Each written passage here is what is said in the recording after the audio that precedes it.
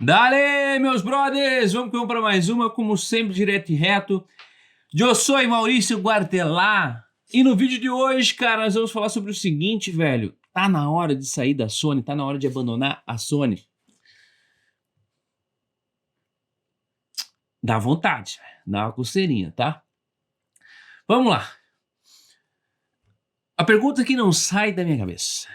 Será que tá na hora de eu ir para outra marca? Porque assim, a gente sabe que nesse exato momento a Sony tá entregando menos do que Fuji, Panasonic, Nikon e até mesmo a famigerada Canon. Então assim, fica comigo aqui nesse vídeo que eu vou trazer para você vários comparativos, né? E mostro de fato a real por trás do sensor sobre se tá na hora de mudar de marca ou não. A verdade é, já fazendo um disclaimer para vocês,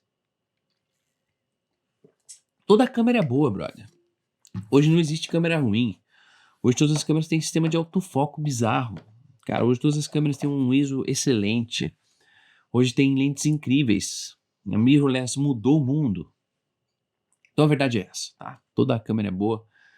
Mas existem algumas câmeras que entregam um pouquinho a mais. E para os aficionados, por equipamento, por câmera, talvez isso faça diferença. Bom, eu confesso que eu já estou há alguns anos no mundo Sony. Então vamos lá. Eu trabalhava com Nikon.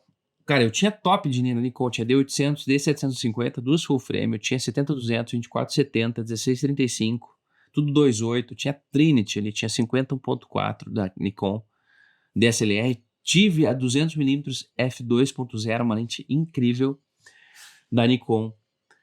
E a Nikon para fotografia sempre foi, cara, muito alucinante, assim, eu acho a qualidade bizarra. Mas eu precisava de um equipamento que me atendesse também no vídeo. E na época, a Sony, cara, despontava nesse mercado. Então, eu troquei a minha câmera na época e peguei a minha Sony A7S1.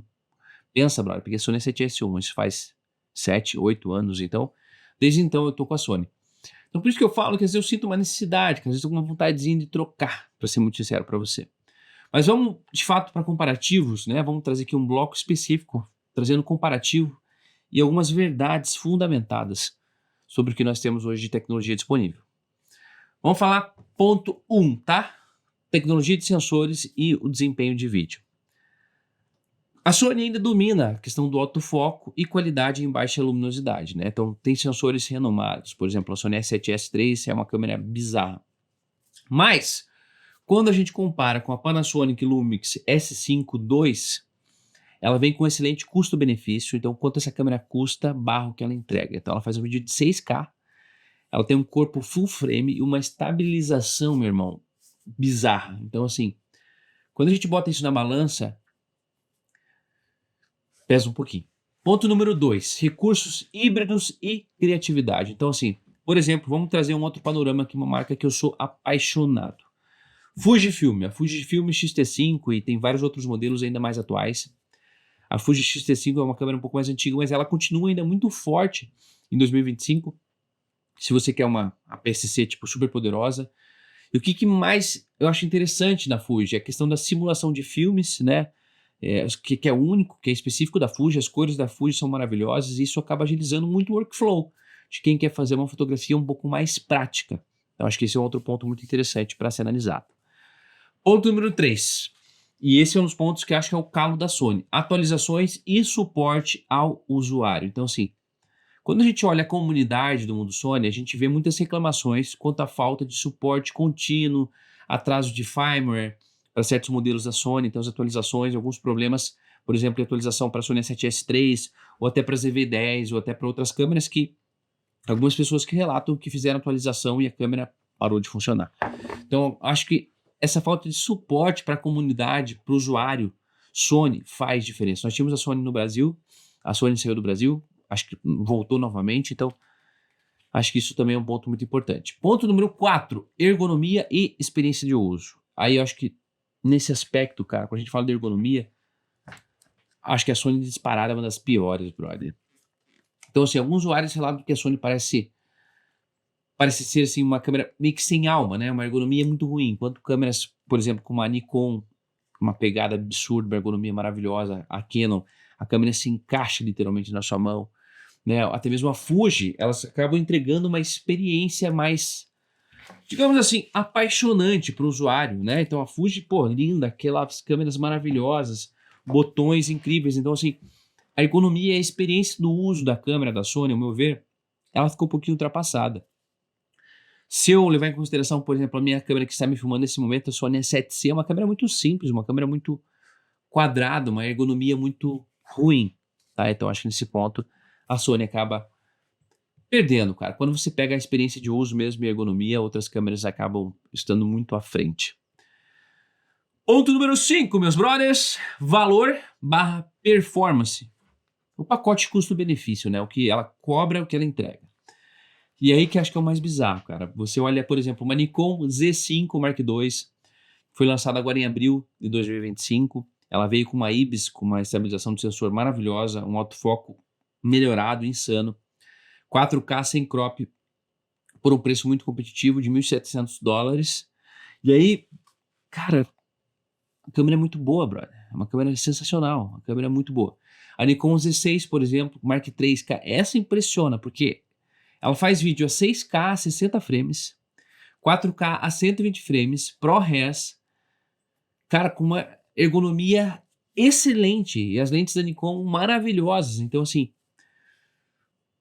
só tô falando da Nikon, cara. Se eu botar aqui, cara, Fujifilm, OpenGate, Panasonic, cara, 6K, 60 frames, todas as outras marcas estão entregando mais qualidade, um arquivo maior, mais pesado, porém melhor do que a Sony nesse momento está entregando. Isso é um fato, né?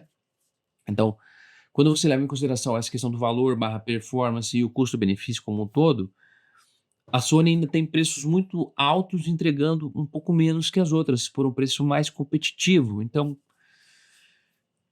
cara, eu confesso que eu queria muito ir pra Fuji, mano. Eu iria muito pra Fuji. Eu gostaria muito de testar o sistema da Fuji. Acho que o OpenGate que ela entrega, a qualidade de vídeo, os arquivos bizarros, a câmera em si, a experiência de usuário em pegar a câmera, tanto para foto quanto para vídeo, são sensacionais. E o problema que tinha na Fuji e nas outras marcas quanto ao autofoco, ao meu ver, vendo os comparativos, vendo os comentários, já foi superado. Então, bora lá. Falando no ponto número 6, ecossistema de lentes e suporte para terceiros. E aí que é o ponto do porquê eu falo tanto da Sony nesse canal e o porquê eu indico tanto a Sony para quem está começando. Lembra que eu fiz um disclaimer lá no começo, que eu falei, deixei muito claro que todas as câmeras são excelentes? Porque será que todo mundo precisa de um 6K 60 frames? Será que todo mundo precisa de 4K 120 frames? Será que todo mundo precisa gravar em ProRes com o máximo de qualidade sempre? Não. Você precisa de mais espaço, você precisa de mais armazenamento, você vai precisar de muito mais SSD, de mais HD, porque afinal de contas um arquivo maior tem menos compressão, ocupa mais espaço, precisa de mais processamento, mais computador para gerir. Então nem sempre você precisa disso. E aí, cara, que acho que é o ponto que a Sony disparado tem muita vantagem. Então, assim, a Sony se destaca pela variedade, especialmente com marcas de terceiros, tipo Viltrox, enfim, Tamron, que oferecem lentes excepcionais para montagem e mount, por exemplo, a Laowa, enfim. E todas essas lentes, cara, elas têm um excelente preço. A gente tem uma infinidade de marcas chinesas produzindo lentes para montagem E da Sony, né, para encaixe E da Sony, por um ótimo preço, cara. Então, lentes com abertura de f1.4. Vou dar um exemplo, 23mm Viltrox f1.4 para, cara, Sony ZV-10. É uma lente fantástica. É uma lente que entrega muita qualidade por um preço muito competitivo. Então, assim, por que eu indico Sony? Porque talvez vai ter um monte de gente que vai vir brigar aqui comigo. Fala, pô, mas você fala da Sony sempre, indica para eu comprar ZV-10 para quem tá começando. É, cara, porque se você tá começando, você não precisa de uma câmera. Talvez você precise. Mas se você tá começando, cara, nem sempre a câmera mais cara é a melhor escolha, porque você não precisa só da câmera, você precisa de lente, de espaço em cartão de memória, lentes. Então, eu acho que o ecossistema de lentes e suporte de terceiros que a Sony tem hoje, e acho que isso se dá ao fato dela ter sido a primeira no mercado a lançar as mirrorless, faz total diferença e ainda faz com que eu esteja no sistema da Sony. Eu acho que isso faz ela ser muito vantajosa. Ponto número 7 desse bloco nosso sobre comparativo e inovações. E aí que é o ponto, cara, ó, tendências e inovações futuras.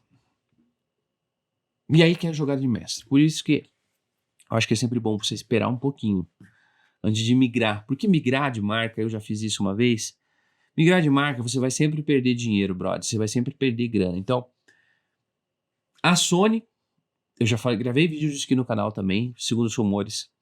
A Sony pode lançar em breve a nova Sony A7 IV com o sensor empilhado de 8K a 30 frames com IA avançada, que promete novamente liderar o mercado. Então, assim, ou a Sony lança alguma coisa atrativa de fato, algo que faça diferença para o mercado, para que as pessoas já estejam no sistema Sony, permaneçam nele, né? Ou eu acho que realmente a Sony vai perder espaço para marcas como a Panasonic, Fuji, Nikon e ainda a Canon. Porque essas marcas, elas seguem lançando os produtos muito fortes, produtos muito sólidos e inovadores. Elas estão entregando um pouco a mais. Então eu acredito que é um marco decisivo para nós o lançamento da nova Sony A7 IV. Eu acho que é importantíssimo que a Sony entregue algo realmente além do esperado, para que a gente possa se acalmar, para quem é usuário Sony possa sentir um pouquinho de calor no coração, né?